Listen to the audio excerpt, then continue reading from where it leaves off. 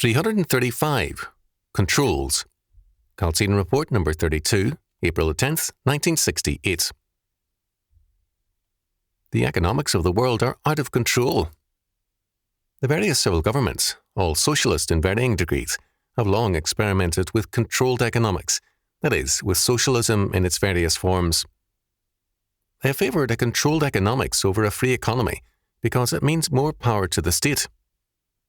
But now, with the inevitable economic chaos of socialism beginning to appear, both power and economic productivity are going down the drain.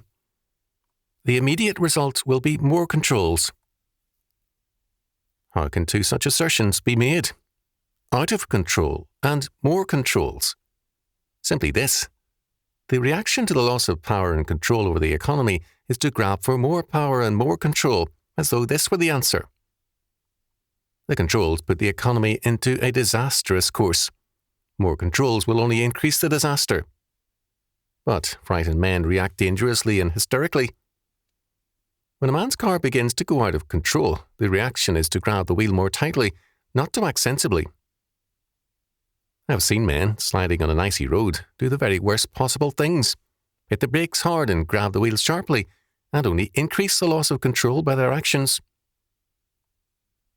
Yes, we shall have controls, but the controls will aggravate the disaster. The controls are already there, all over the world, some in use, some ready to use.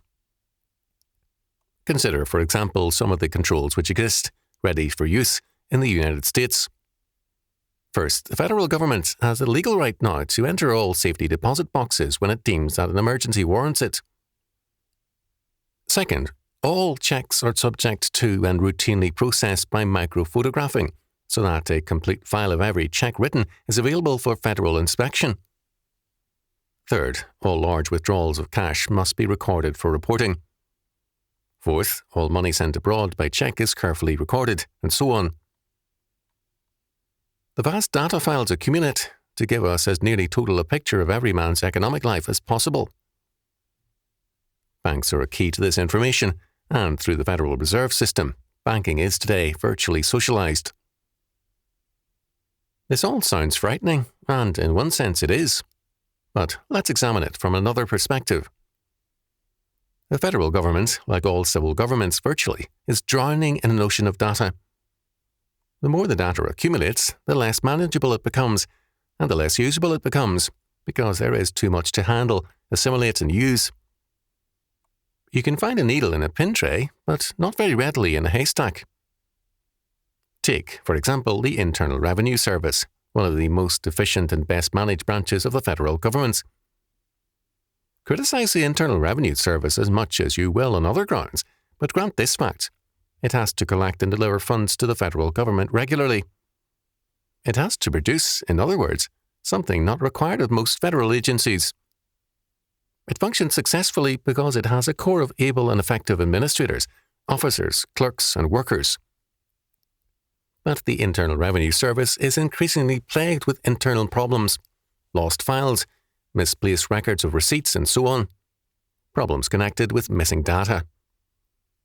The reason is twofold: massive volumes of data and the human factor, that is, inefficient help. One man who misplaces data can create months and years of work for efficient men, and considerable trouble for the citizens whose files are missing. Increase the number of inefficient workers and the situation is out of hand, and an agency breaks down. In some countries, this breakdown is appearing. Luigi Barzini has written, "The late Luigi Einaudi, Italy's foremost economist and ex-president of the Republic, calculated that, if every tax in the statute books were fully collected, the state would absorb 110% of the national income." Luigi Barzini, The Italians, page 108.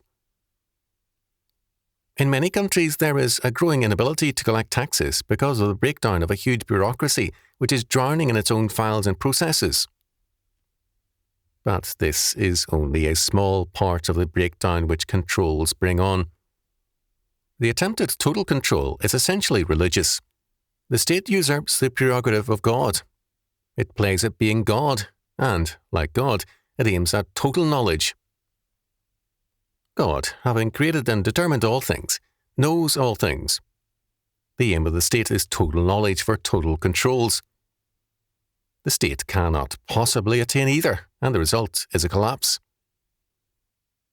In the Soviet Union, the failure of data came early, and it came thoroughly. The result was a loss of control over the economic facts of the country. Practically, this meant famine in the early 20s, again in the 30s, and a continuing economic and agricultural crisis. The Soviet Union's planning is a radical failure because its knowledge is ignorance and its controls are a joke.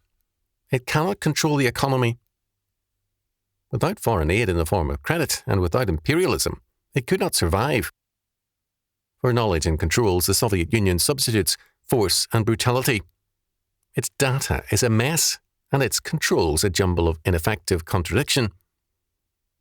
Its answer to its self-created crisis from the beginning has been to seek control by brutal force. But brutal force is not an instrument so much of control as it is of open warfare. The first and last war of communism is against its own people because they are really out of control. The state's planning cannot move the people, it only cripples them. And the socialist state reacts with savage hatred. It wages war against the people.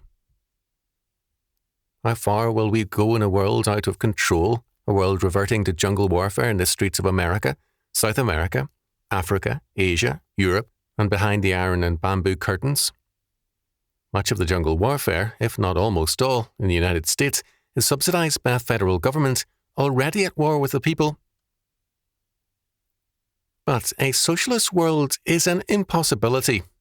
It is a consumption economy, not a production economy. Without outside help, it quickly perishes.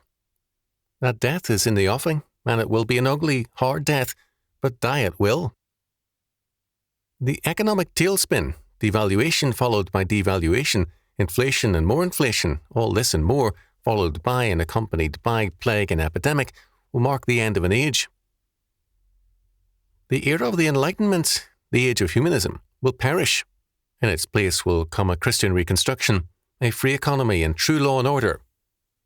It shall come to pass that at evening time it shall be light. Zechariah chapter 14 verse 7. At the moments when total darkness seems about to overwhelm, the light of God's liberty shall blaze forth afresh.